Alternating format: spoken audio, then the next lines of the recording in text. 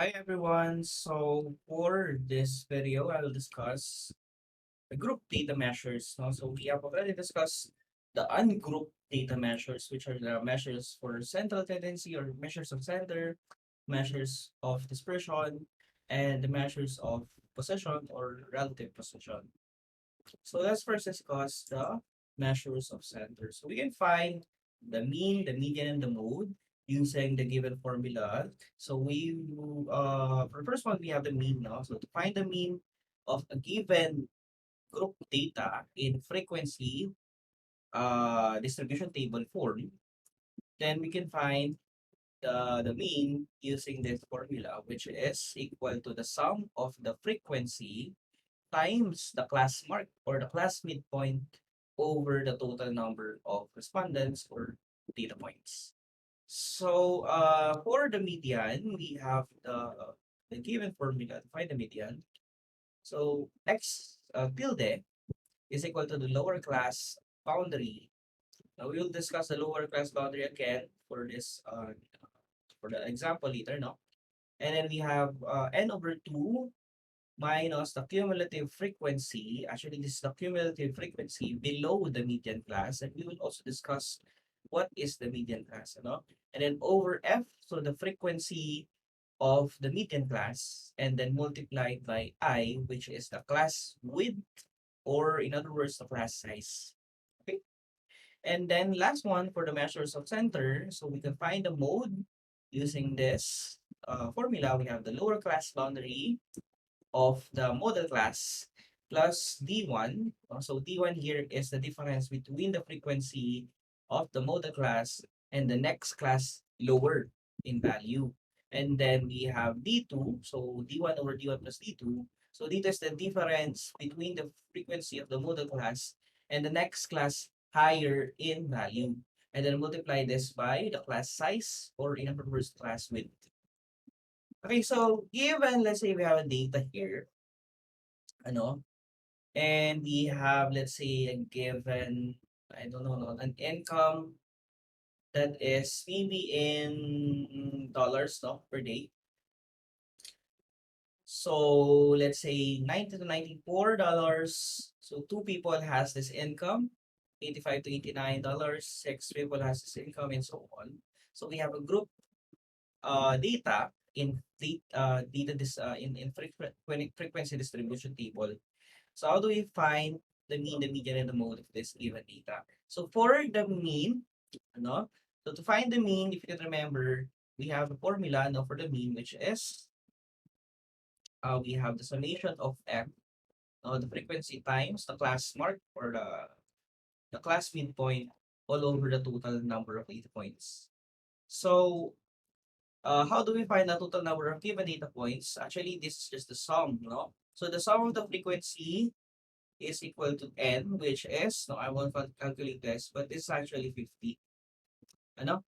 So the thing that we should also know is the x, no? So what is the x? The x is the midpoint of your class, no? So this 90 over 90, 90 and 94, the middle of this is 90 plus 94 all over 2, ano? Which is equal to 90, 92, right?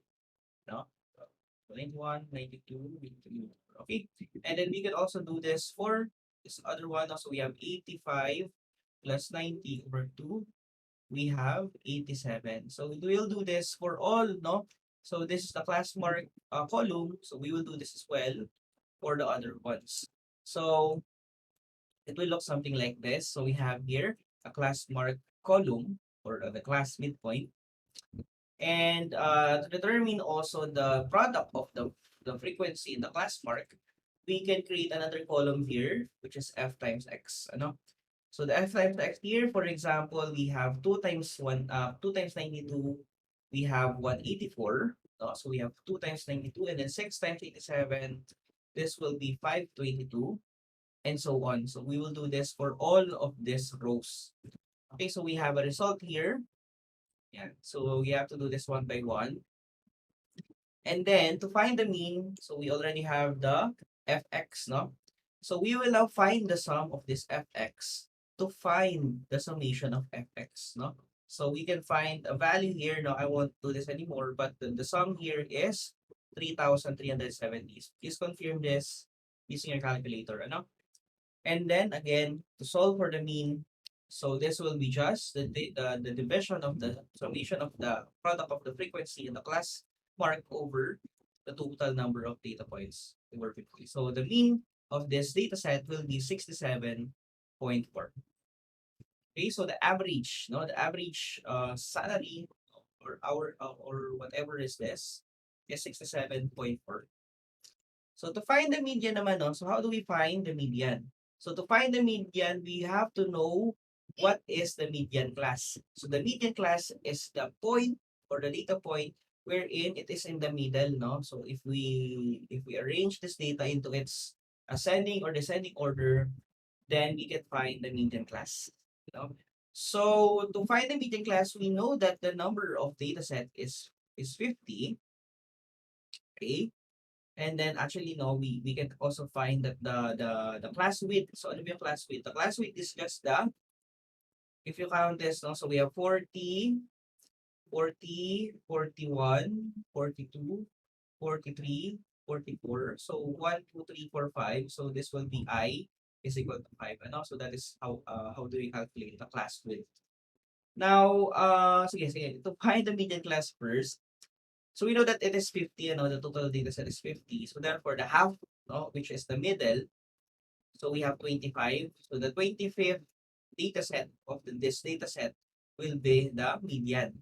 So since this is a group data, we can only find the median class. So the median class here is this. No? So why is this no? So if we divide this is 50 over 2, no? So we have 50 over 2, which is 25.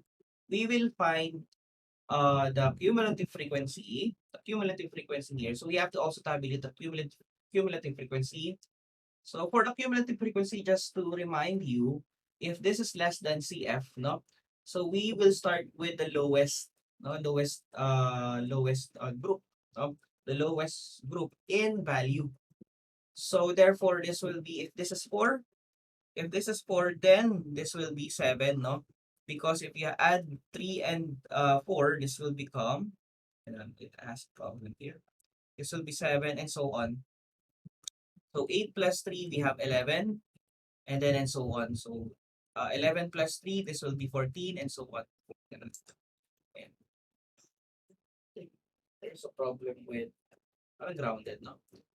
Okay, anyways, so let's move on. So this is our median class. So to solve for our median, we want to know the, I think there's a problem with, okay.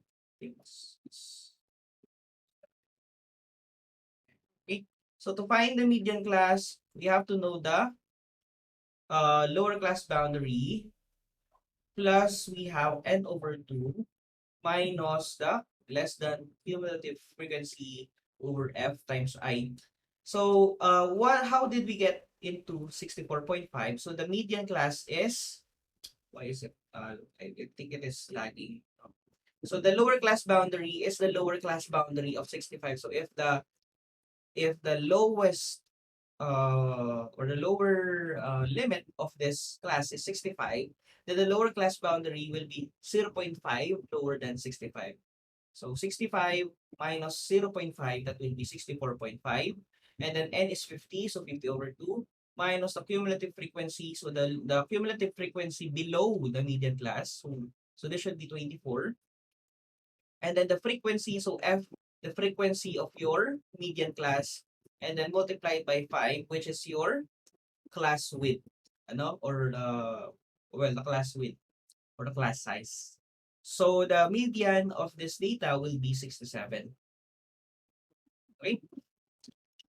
So moving on, how do we now find the mode of this group data set? Okay, so again, we tabulated everything, no? So we have the cumulative frequency.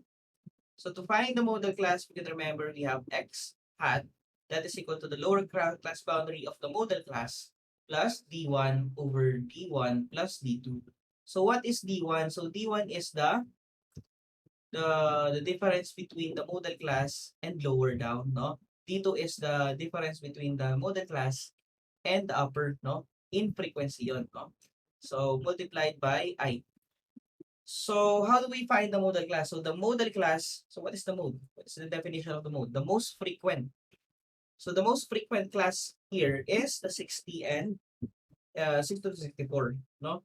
So, this is the modal class. So, the lower boundary or the lower class boundary of the modal class is 59.5 since 60 minus 0.5. And then for D1, so D1 is the difference between 10 and the lower frequency, no? So we have 10 minus 3 for D1. And then for D2, we have 10 minus 2, which is the modal class minus the higher, no? For D2. So therefore, to calculate this, we have 59.5 plus 10 minus 3 over 10 minus 3 plus 10 minus 2 multiplied by 5, wherein the mode is 61.83. Okay, so that is all for finding the measures of center for a group data.